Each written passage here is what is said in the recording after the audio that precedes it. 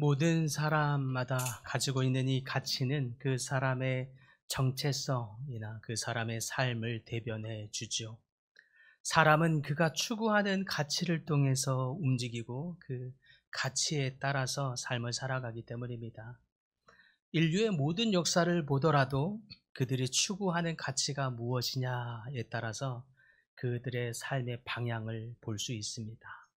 가치는 그 사람이 추구하는 것이 무엇인지를 말해주는 것이기 때문입니다. 돈이 최고의 가치라고 여기는 사람은 돈을 추구합니다. 성공이 최고의 가치라고 여기는 사람은 어떤 수단과 방법을 동원해서라도 성공을 추구하죠. 북한은 핵무기를 최고의 가치로 두었습니다. 때문에 국가의 존속과 생존의 문제를 핵무기와 결부시키면서 국제적인 엄청난 압력에도 불구하고 핵무기 개발에 몰두하는 이유입니다. 이처럼 가치는 내가 무엇을 추구하는지를 보여줍니다. 또한 가치는 좋아하는 것과 싫어하는 것의 기준이 되기도 합니다. 내가 가치 있다고 여기는 그것은 좋아하게 되죠. 그러나 내가 별로 가치 없다고 여기는 것, 싫어하는 마음이 생깁니다. 어떤 선교사는 물을 그렇게 중요하다고 생각했습니다. 그래서 만날 때마다 물 얘기를 그렇게 하는 것입니다. 저 멀리 선교지에서 같이 살 때에도 물을 반드시 한국에서 공수해 와서 물을 마시곤 했습니다. 다른 물보다 몇 배나 더 비싸도 아무리 재정 형편이 어려워도 좋은 물을 마시는 것에는 아끼지 않고 투자합니다. 축구의 가치와 흥미를 느끼는 사람이 있지요. 이런 사람은 아무리 비싼 입장권이라도 반드시 구매해서 직접 축구장에 가서 관전하는 걸 좋아합니다. 아무리 비싼 유니폼이라도 내가 좋아하는 축구팀의 유니폼을 반드시 구입해서 입죠. 그리고서는 흡족해 합니다. 그러나 축구에 별로 가치도 흥미도 없는 사람은 아니 꼭 저렇게까지 해야 돼? 이해가 되지 않습니다. 이처럼 가치는 좋은 것과 싫어하는 것의 기준이 됩니다.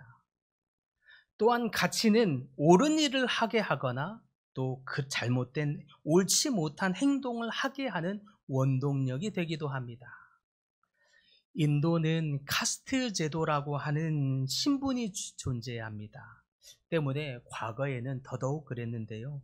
여성을 물건이나 소유물 정도로 여기는 잘못된 인식들이 가득했습니다. 그러다 보니 여성을 경시하는 일들이 많이 있었죠. 여성을 함부로 대하는 경우가 많았습니다. 그 중에서도 특별히 인도 서부의 구자라트주라고 하는 곳이 있는데 여기에는 독특한 문화가 있었습니다. 돈을 받고 아내를 임대해주는, 아내를 빌려주는 아내 임대업 이런 게 있었습니다. 놀랍죠? 한 달에 무려 아내를 임대해 주는데 그 나라 돈으로 8,000루피, 우리나라 돈으로 20만 원이면 됩니다. 20만 원의 아내를 한 달 동안 다른 사람에게 임대하는 것입니다. 죄의 끝판왕이 아닐까 하는 생각을 해보게 됩니다. 이처럼 가치는 사람을 움직이는 원동력이 있는데 잘못된 가치는 사람을 잘못된 길로 인도하고 좋은 가치는 그 사람을 선한 길로 인도하는 원동력이 된다는 것입니다. 때문에 가치, 우리가 무슨 가치를 가졌느냐가 중요한 이유입니다. 그렇다면 세상에 이렇게 다양하고 많은 가치들 가운데 우리는 어떤 가치를 가져야 할까요? 본문에 사도행전 2장 44절에서 47절에 보면 예수님의 부활과 성령의 강림 사건 후에 초대교회에 형성된 초기의 모습을 보여주고 있습니다. 이 짧은 구절들 속에서는 오늘날 우리 교회가 본받아야 할 중요한 가치들이 다 담겨 있다 할 것입니다. 그런데 초대교회가 추구한 이 가치들을 이해하기 위해서는 먼저 인간들이 왜 이 가치를 잃어버렸을까? 이걸 먼저 생각해야 할 것입니다. 마틴 로이드 존스라고 하는 유명한 신학자이자 목회자는 그렇게 말을 했습니다. 인간의 모든 문제는 죄로 인한 문제인데 그로 인해 하나님과의 관계의 단절로 말미암아 비롯되었다. 이렇게 말했습니다. 죄 때문에 하나님과의 관계가 단절되면서 사람들의 가치도 잘못된 방향으로 가고 있다고 말한 것입니다. 물질, 쾌락, 권력, 이러한 세속적인 가치들, 이러한 것들도 타락으로 말미암아 하나님과의 관계가 단절된 상태에서 파생된 것들입니다. 타락한 본성이 우리 인간들로 하여금 세속적인 것에 가치를 두도록 만들었다는 뜻입니다. 때문에 많은 사람들은 스스로를 속이면서 이 가치들에 본성에 넘어가면서 영원한 가치를 잃어버린 채, 망각한 채 단순히 지금 눈에 보이는 것들에 매달리고 일시적인 것들에 집착하는 일들이 반복되고 있지요. 그런데 그럼에도 불구하고 사도행전 2장은 이러한 죄로 인해서 왜곡된 세상 속에서도 초대교회가 어떤 가치를 따랐는지를 보여줍니다. 매우 중요한 의미가 여기에 있는 거죠. 초대교회는 단순히 믿음만을 공유하는 공동체가 아니었습니다. 사랑을 실천하는 공동체였습니다. 초대교회는 현대 우리 교회와 우리 성도들이 추구해야 할 참으로 중요한 성경적 가치를 보여주었다는 뜻입니다.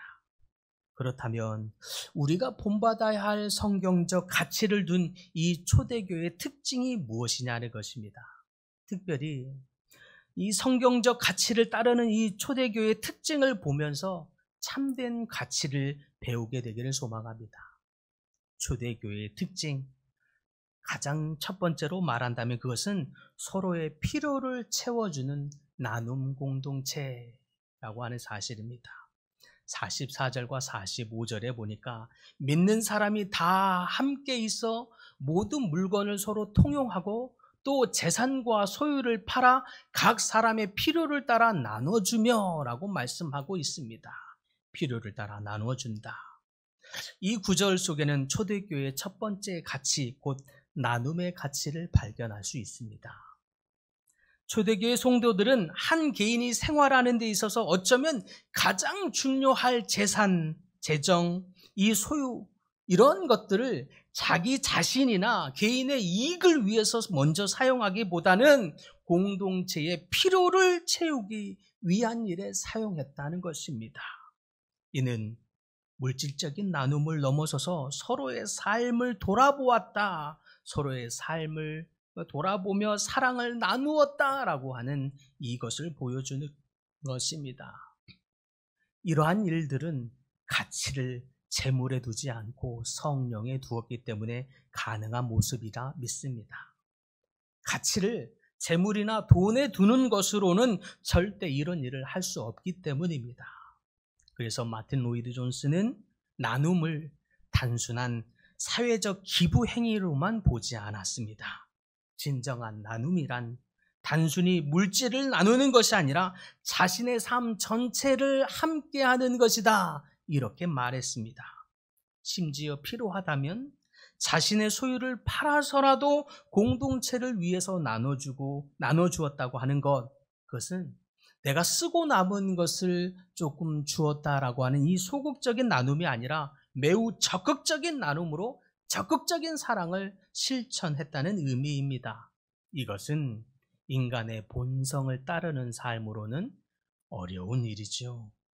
오직 성령이 그들의 마음을 변화시키지 않았다면 결코 그들은 자기 소유를 팔아가면서까지 다른 이들을 돕는 희생을 할 수 없었을 것입니다.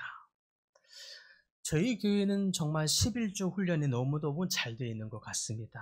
그래서 대다수의 모든 사람들이 하고 있지만 무교회주의자들이나 안티 기독교인들이 가장 많이 공격하는 부분이 있는데 바로 이 11조의 영역입니다.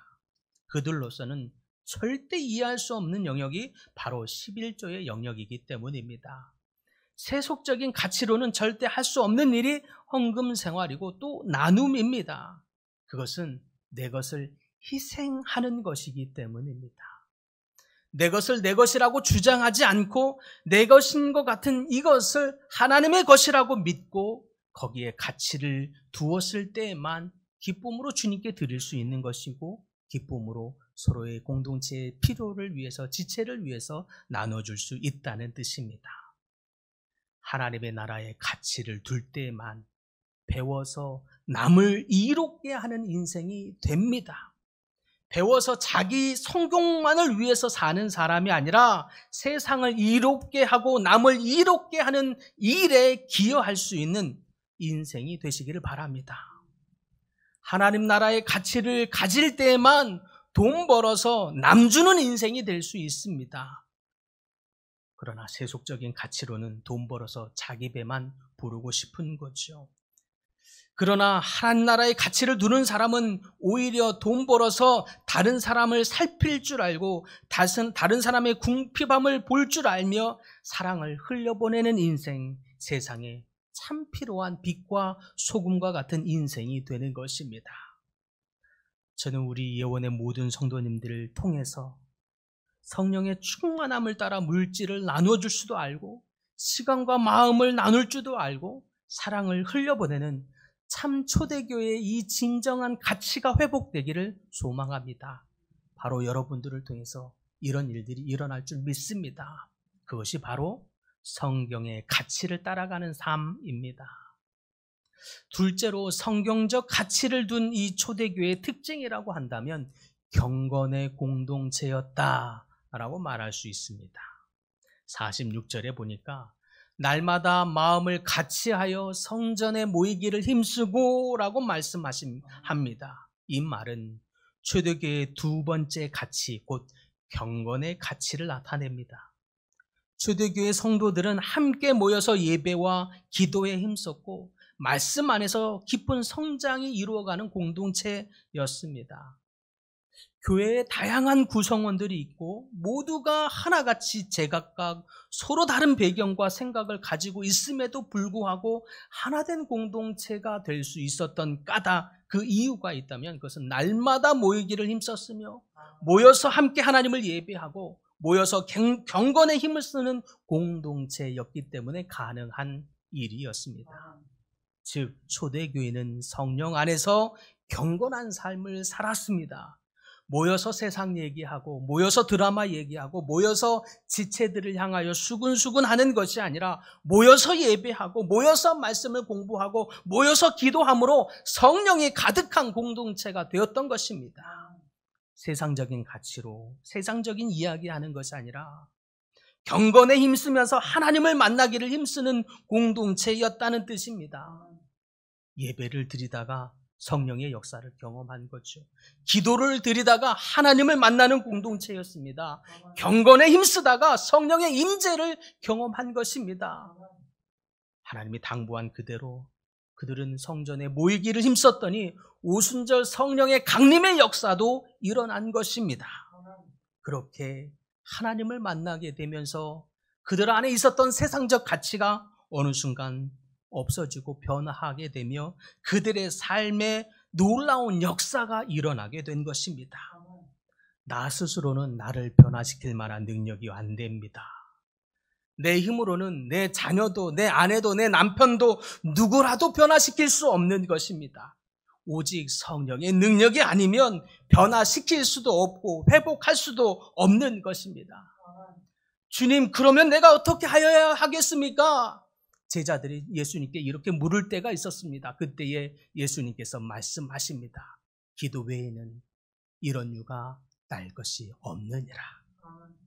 오직 기도로 우리의 경건의 영성을 쌓는 일 안에서만 하나님의 역사를 경험한다는 뜻입니다. 기도로 예배함으로 하나님을 만나는 경건으로 영성을 쌓을 때만 우리 삶의 변화를 경험하고 우리 삶의 회복을 경험하게 된다는 의미입니다. 이러한 일들이 여러분의 삶 안에 풍성하게 일어나길 소망합니다. 이 일을 위해서라도 여러분의 삶의 경건을 힘쓰는 모든 분들 되기를 간절히 바랍니다. 그래서 로이드 존스는 세상의 가치와 신앙의 가치를 비교하면서 이렇게 말합니다. 하나님과의 관계 회복 없이는 진정한 회복은 없다.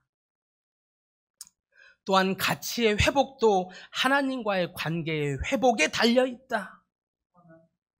초대교회는 경건에 힘쓰면서 하나님과의 관계가 회복되었기 때문에 그들의 삶이 성경적 가치를 따르는 삶이 된 것입니다.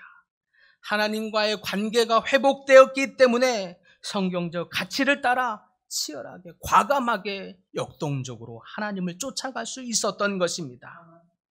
경건을 통해서 성령의 임재가 충만했기 때문에 그들은 성경적 가치를 따라 살아갈 수 있었습니다.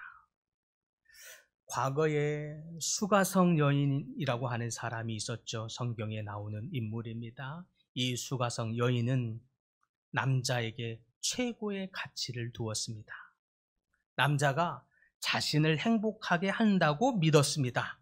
그래서 남자에게 목숨을 걸었죠. 그야말로 세속적인 가치관으로 가득 찬 여인이라고 말할 수 있겠습니다. 세속적인 가치관으로 가득 차 있던 이 여인, 자꾸만 남자를 바라봅니다. 이 남자를 통해서 행복을 얻지 못하면 또 다른 남자를 보죠. 그렇게 바꾸기를 벌써 6번째 남자입니다. 그런데 아무리 남자를 바꾸어도 행복이 그리 오래가지 않습니다. 세속적 가치를 추구하는 한 행복은 절대 없다는 진리를 몰랐던 까닭입니다. 그러던 어느 날 수가성 우물가에서 예수님을 만납니다. 그리고 예수님을 만난 그 순간 이 여인은 그의 삶의 가치관이 완전히 바뀌어버리는 역사가 일어납니다. 세속적 가치관이 성경적 가치관으로 100% 바뀌는 역사가 일어난 거죠. 그제서야 양동이를 벗어던질 만큼 저 깊은 내면에서 형언할 수 없는 영적 기쁨을, 영적 행복을 맛보게 됩니다. 그래서 고백하기를, 내가 전에는 다른 사람을 통해서 알았는데 내가 이제는 눈으로 직접 보아 그리스도를 만났노라 라고 고백하면서 메시아를 만난 기쁨을, 그 감격을 표현하는 것을 볼 수 있습니다. 예수님을 만났더니 변화한 것입니다. 예수님을 만났더니 어떤 남자를 통해서도 얻을 수 없는 행복, 얻을 수 없는, 형언할 수 없는 그 감격의 기쁨을 맛보게 된 것입니다. 우리 모두가 예수님을 만남으로 이러한 기쁨을 맛보게 되기를 소망합니다. 예수님을 만나는 갈망이 여러분 안에 있기를 소망합니다. 예배를 통해서 예수님을 못 만나고 기도를 통해서 예수님을 못 만나면 믿음이 약해지는 것입니다. 영성이 약해질 뿐입니다. 그러면 세상을 변화시키는 영향력을 주기보다는 오히려 세상의 영향을 받은 교회, 세상의 영향을 받은 그리스도인, 세상을 영향받은 세속적인 사람이 될 뿐입니다. 그러므로 이러지 않기 위해서라도 우리는 더더욱 날마다 모이기를 힘쓰며 모여서 함께 예배하고 모여서 함께 말씀을 공부하며 모여서 함께 기도함으로써 예수님 만나기를 소망합니다. 예수님을 만나는 만남이 여러분 안에 풍성하게 있기를 간절히 축원합니다. 그렇게 성령이 가득한 공동체가 되기를 간절히 기도합니다. 셋째로, 성경적 가치를 둔 초대교회의 특징이 있다면 그것은 기쁨의 식탁 공동체였다라고 말할 수 있겠습니다. 46절에 보면 집에서 떡을 떼며 기쁨과 순전한 마음으로 음식을 먹고 라고 표현합니다. 이 구절은 초대교회가 기쁨의 식탁 공동체였음을 보여주는 구절이라 하겠습니다. 초대교회가 성전에 모여서 함께 예배하고 기도하며 말씀을 듣는 경건을 통해서 영적 은혜만 나누지는 않았습니다. 성전 안에서 영적 은혜를 나눴지만 이 은혜만을 나누는 것이 아니라 일상생활 속에서도 서로 음식을 나누는 기쁨을 함께 했다. 단순히 음식을 함께 먹었다, 밥을 먹었다는 뜻만이 아닙니다. 성도의 아름다운 교제가 풍성히 일어났다는 뜻입니다. 서로 음식을 나누며 기쁨을 했다는 것. 그것은 날마다 모여서 경건에만 힘쓴 것이 아니라 성도의 아름다운 교제를 풍성히 이루었다는 뜻입니다. 영적인 교제와 정서적인 교제가 함께 이루어지는 그런 공동체였다는 뜻입니다. 그러니까 즐거움이 가득한 거죠. 함께하는 식탁에서 은혜가 배가 되고 기쁨이 배가 되었습니다. 풍성한 기쁨으로 가득하며 즐거움이 가득한 공동체가 된 것입니다. 우리도 일상생활 속에서 하나님을 예배하며 경건에 힘쓰는 공동체가 되기를 소망합니다. 더불어서 식탁 공동체가 되기를 소망합니다. 그래서 우리는 열심히 우리 권사님들이 수고하여 날마다 점심을 그렇게 땀을 뻘뻘 흘리면서 만드는 거죠. 함께 교제하자는 것입니다. 교제의 장을 만드는 것이죠. 오늘은 그러나 가족과 함께 하십시오. 네. 식구라는 말이 있습니다. 식구. 찾아보니까 밥식의 입구자. 한 집에서 함께 끼니를 같이 하는 사람이라는 뜻입니다. 그만큼 밥을 함께 먹는 것이 중요하다는 뜻입니다. 식구도요, 밥을 같이 먹어야 식구입니다. 밥을 같이 먹으면서 기쁨을 나누고 함께 어려움도 고민도 나눌 때에 진짜 식구가 되는 거지요. 함께 밥을 먹읍시다. 먹기 싫은 몇 분이 있는 것 같아서 당황스럽습니다. 함께 밥을 먹읍시다. 함께 밥을 먹고 감사와 기쁨을 함께 나눕시다. 성도의 아름다운 교제를 풍성히 만들어 가십시다. 함께 밥을 먹고 성도의 아름다운 교제를 할 때에 우리 안에 성령으로 말미암는 기쁨이 배가 될 줄 믿습니다. 세속적 가치로는 그래서 우리가 예담 새생명 전도축제를 하는 것입니다. 제가 예담 새생명 전도축제를 하면서 기대하고 소망하는 것이 있어요. 저희 공동체가 흥이 넘치는 공동체가 되기를 바라는 것입니다. 성령으로 말미암는 기쁨의 흥이 넘치고 성도의 아름다운 교제가 넘치는 기쁨의 흥이 있어야 합니다. 부흥하는 교회는, 역동적인 교회는 기쁨이 충만합니다. 누구라도 즐거운 공동체 오고 싶지, 침울한 공동체, 그걸 좋아하는 사람은, 거기에 오고 싶은 사람은 아무도 없는 것이죠. 그러므로 우리는 천국 같은 공동체, 잔치집 같은 공동체, 기쁨과 흥이 있는 공동체 우리 함께 만들어 가십시다. 마지막으로 성경적 가치를 둔 초대교회의 특징을 본다면 전도 공동체라고 말할 수 있습니다. 47절에 보면 하나님을 찬미하며 온 백성에게 칭송을 받으니 주께서 구원받는 사람을 날마다 더하게 하시니라. 이 말씀은 우리 초대교회의 마지막 가치를 발견할 수 있습니다. 초대교회는 단순히 내적으로 은혜만 받는 것에 머물러 있지 않았습니다. 열심으로 그들의 전 삶을 통해서 선한 영향력을 흘려보냈습니다. 그 결과 날마다 구원받는 사람들이 더해졌습니다. 초대교회는 그들의 삶 자체가 복음이었고 그들의 삶 자체가 하나님의 선한 영향력을 이웃 가운데 흘려보내는 복음적인 삶이었습니다. 그로 인해 믿는 사람들이 주께로 돌아왔습니다. 이처럼 성경적 가치관으로 살아가면 자신도 행복하지만 세상을 감동시킬 때에 세상이 주께로 돌아와서 놀라운 부흥이 일어나게 된다는 뜻입니다. 성령의 역사가 있는 곳에 반드시 영혼 구원의 역사가 일어날 줄 믿습니다. 우리 교회도 이와 같이 믿는 자의 무리가 더하여지기를 간절히 소망합니다. 이를 위해서라도 우리의 삶이 더욱 세속적 가치를 부러워하거나 세속적 가치에 타협하는 삶이 아니라 더욱 적극적으로 성경적 가치에 헌신할 수 있기를 간절히 축복합니다. 선한 영향력을 흘려보내시기를 바랍니다. 서로를 돌아보아 필요를 따라 나눠주며 즐거움과 기쁨의 식탁 교제를 함께하고 영적인 경건함에 힘쓰므로 말미암아 선한 영향력을 흘려보낼 때에 이 일에 헌신할 때에 그 모습을 보고 잃어버린 자들이 주께 돌아오는 역사가 일어날 줄 믿습니다. 우리가 성경적 가치에 헌신했더니 믿는 자들이 더하여지고 이 성전을 가득히 채우는 역사가 일어날 줄 믿습니다. 헬런 켈러가 이런 말을 했습니다. 많은 사람이 진정으로 행복이 무엇인지 잘 모르는 것 같아 안타깝다.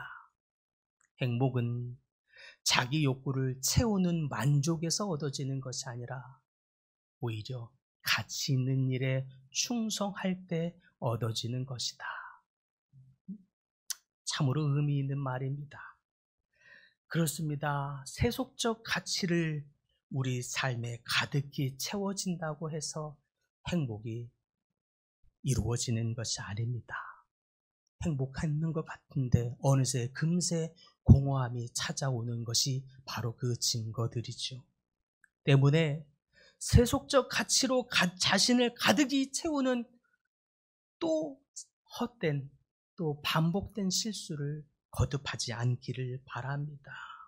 세속적 가치로 자기의 삶을 가득 채우는 몸부림으로 우리가 애쓸 것이 아니라 이러한 세속적 가치는 버리고 오히려 가치 있는 일에 헌신하는 일, 가치 있는 일에 충성하는 삶으로 가득 채우기를 소망합니다. 사랑의 나눔에 헌신하고 경건한 영성에 충성하고 힘을 쏟으며 식탁으로 대변되는 성도의 아름다운 교제에 이 교제가 풍성히 이루어지는 일이 있기를 바랍니다. 우리가 초대교회와 같이 이러한 성경적 가치에 헌신함으로 말미암아 믿는 자들이 더하여지는 역사를 경험하게 되기를 간절히 바랍니다.